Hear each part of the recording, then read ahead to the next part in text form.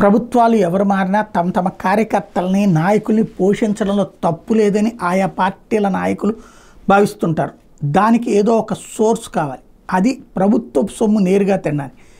అలాగే గతంలో digital corporation, fibre net ఈ రెండింటి వాడారనడానికి సాక్ష్యం తాజాగా బయటపడింది. జగన్ అలాగే 5 సిఫార్సులు, భారతి 5 సిఫార్సులు, అవినాష్ 115 సిఫార్సులు, విజయసాయిరెడ్డి 15, మిథున్ రెడ్డి 25, మధుసూదన్ రెడ్డి 75, ఎంపీలు ఎమ్మెల్యేలు ఒక్కొక్కరు సగటున 2 నుంచి 3 ఈ సిఫార్సులు తీసుకుని వీళ్ళందరూ కూడా ఏపీ ఫైబర్ నెట్లో ఉద్యోగాలు ఇచ్చారు.